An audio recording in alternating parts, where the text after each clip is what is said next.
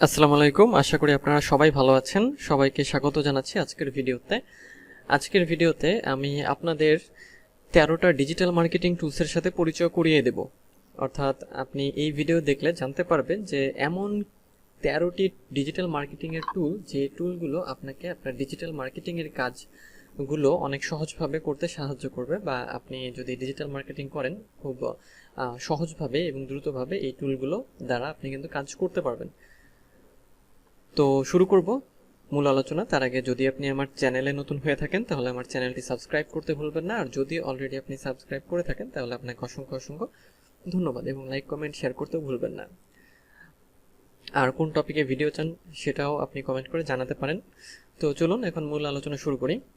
তো ডিজিটাল মার্কেটিংয়ের টুলসের ক্ষেত্রে আমরা সবাই জানি যে ডিজিটাল মার্কেটিংয়ের ক্ষেত্রে আমাদের কিছু টুলস দরকার, যে টুলসগুলো আমাদের ডিজিটাল মার্কেটিংয়ে সাহায্য করে। তো এই টুলসগুলোর মধ্যে যে প্রথমেই যে টুলসটা আমাদের রয়েছে, এখানে আপনারা একটা লিস্ট দেখছেন, সেটা হচ্ছে Ahrefs, হান্টার, মেইলচিম্প। তো সবগুলো নিয়েই আমি আলোচনা করব। এখানে সিরিয়ালি দেখছেন যে 13টা টুলসের নাম এখানে আছে। তো প্রথমে Ahrefs, এটা নিয়ে আলোচনা করি। Ahrefs, তো Ahrefs খুব ভালো একটা টুল। এটা দিয়ে আপনি কি করতে পারবেন, এটা দিয়ে আপনি যে আপনার যে এসইও রিলেটেড যে কাজগুলো, সেই এসইওর যে competitor analysis, backlink check, backlink analysis, তারপর হচ্ছে আপনার কিওয়ার্ড রিসার্চ, কিওয়ার্ড অ্যানালাইসিস, সবই কিন্তু এই Ahrefs দিয়ে করতে পারবেন। অর্থাৎ এসইওর জন্য আপনার Ahrefsটা কিন্তু খুবই বেটার একটা টুলস, যেটা দিয়ে আপনি খুব সহজে এসইও করতে পারেন, মানে কাজগুলো করতে পারেন। বলা হয়ে থাকে যে এসইওর ক্ষেত্রে Ahrefs হলো অল ইন ওয়ান টুল, যেটা খুব ভালো কাজ করে ডিজিটাল মার্কেটারদের জন্য। এই জন্য Ahrefs খুব ভালো একটা টুলস। তারপরে আছে হান্টার সম্পর্কে যেটা আমি হচ্ছে একটা এক্সটেনশন, যেটাতে আপনি কি করতে পারেন, ইমেল কালেক্ট করতে পারেন।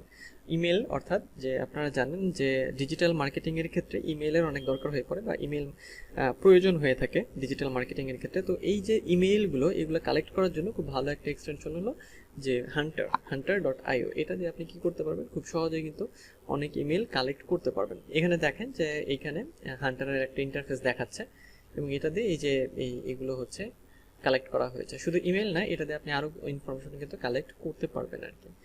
আচ্ছা, এরপরে যেটা আছে মেইলচিম্প। তো মেইলচিম্পও খুব ভালো একটা ডিজিটাল মার্কেটিংয়ের টুল, যেটা হচ্ছে মার্কেটিং অটোমেশনের জন্য খুব ভালো লাগে। এবং মেইলচিম্পের সুবিধা হলো যে একসাথে আপনি অনেক ইমেল কিন্তু পাঠাতে পারেন।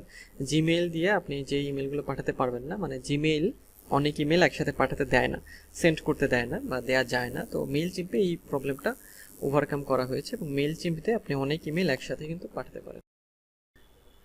এরপরে যেটা রয়েছে সেটা হচ্ছে SparkToro। আচ্ছা, তো এটা হচ্ছে যে মার্কেট রিসার্চের ক্ষেত্রে এই টুলসটা অনেক গুরুত্বপূর্ণ। তো যদি আপনি মার্কেট রিসার্চ করে থাকেন বা মার্কেট রিসার্চ করতে হয়ে থাকে, তাহলে SparkToro এই টুলসটা আপনাকে অনেক সাহায্য করবে। খুবই ভালো একটা টুলস এই SparkToro। তারপরে আমরা যাব Brand24। আচ্ছা, এখানে ইন্টারফেস দেখাচ্ছে এটা। আর Brand24 এর ক্ষেত্রে যেটা হবে যে Brand24 আপনি যেটা করতে পারেন, যে আপনার যে সোশ্যাল মিডিয়াগুলো নিয়ে আপনি ডিজিটাল মার্কেটিং করবেন, তো সেই সোশ্যাল মিডিয়াগুলোকে আপনি মনিটর করতে পারেন, একসাথে হ্যান্ডেল করতে পারেন। তো সেই জন্য Brand24 আপনার কিন্তু অনেক সাহায্য করবে এই টুলটা আর কি।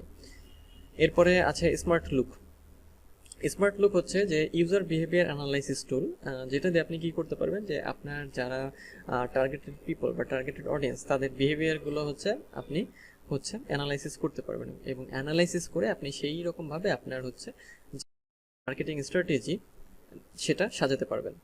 এরপরে যেটা রয়েছে সেটা হচ্ছে ভিজুয়াল পিং। আচ্ছা, তো ভিজুয়াল পিং এর ক্ষেত্রে আপনাকে যেটা করতে হবে, বা ভিজুয়াল পিং আপনাকে যেভাবে সাহায্য করবে, সেটা হচ্ছে যে ওয়েবসাইট ডিজাইন এবং কপিরাইটিং এর ক্ষেত্রে আপনার এই ভিজুয়াল পিংটা সাহায্য করবে। এবং কপিরাইটিং আমরা জানি যে মার্কেটিং এর ক্ষেত্রে বা ডিজিটাল মার্কেটিং এর ক্ষেত্রে অনেক গুরুত্বপূর্ণ একটা বিষয়।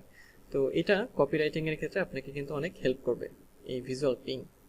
এরপরে রয়েছে গুগলের কথা সম্পর্কে আমরা সবাই জানি যে গুগল থেকে আমরা অনেক ইনফরমেশন পাই, বা গুগল সবচেয়ে বড় সার্চ ইঞ্জিন, যেটা আমাদের অনেক প্রয়োজন বর্তমানে। তো এই গুগলই যেটা হবে যে গুগল থেকে আমাদের অনেক ইনফরমেশন আমরা কিন্তু পাই এবং গুগলকে ইউজ করে থাকি। এই জন্যই গুগল আমাদের অন্যতম একটা টুল। যেমন আমরা যদি কোনো প্রোডাক্ট আপনার লঞ্চ করতে চাই, কোনো প্রোডাক্ট, আমাদের কিন্তু গুগলে সেটা র্যাঙ্ক করাতে হবে, অর্থাৎ গুগলে ইন্ডেক্স করাতে হবে। আচ্ছা, এবং গুগলের হেল্পও নিতে হবে। এরপরে রয়েছে গুগল ফর্ম, যেটা আপনারা এইখানে 9 নম্বরে দেখছেন। তো গুগল ফর্মের ক্ষেত্রে যেটা হয় যে এখানে এই যে গুগল ফর্মের একটা ছবি দেখছেন, গুগল ফর্ম থেকে আমরা কি করতে পারি, বিভিন্ন ধরনের ইনফরমেশন কালেক্ট করতে পারি। অনেক সময় অনেক প্রোডাক্টের সাথে আমরা গুগল ফর্ম অ্যাড করে দিতে পারি। তো এটার দ্বারা আমরা তাদের কাছ থেকে অনেক রকম ইনফরমেশন কালেক্ট করতে পারি। এই জন্য গুগল ফর্ম আরেকটা গুরুত্বপূর্ণ একটা টুল। এরপরে যেটা রয়েছে সেটা হচ্ছে গুগল অ্যানালিটিক্স।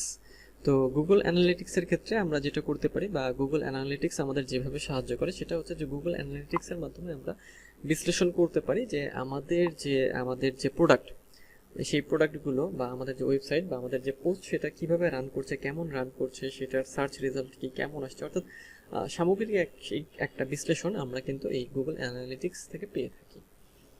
এরপরে যেটা রয়েছে সেটা হচ্ছে গুগল।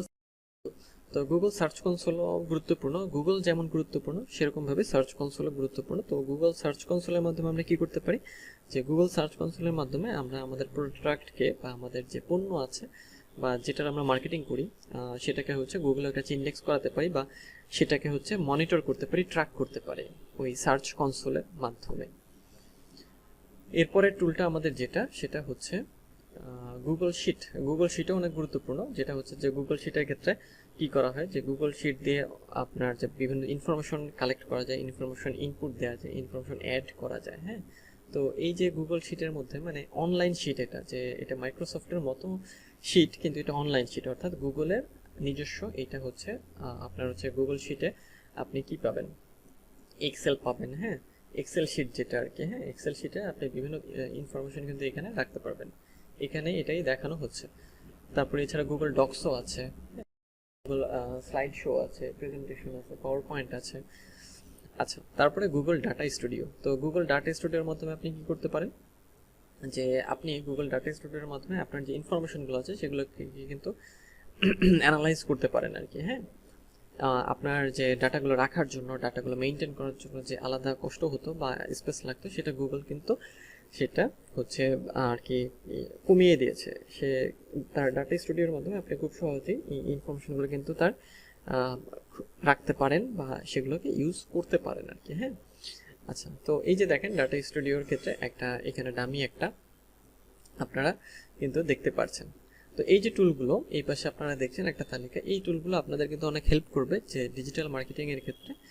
এই 13টি টুল আপনারা চাইলে ইউজ করতে পারেন। এই 13টি টুল অনেক কার্যকর এবং আপনাদের অনেক হেল্প করবে। তো আজকের ভিডিও এই পর্যন্তই, দেখা হবে পরের ভিডিওতে। তো সেই পর্যন্ত ভালো থাকবেন, সবাই সুস্থ থাকবেন।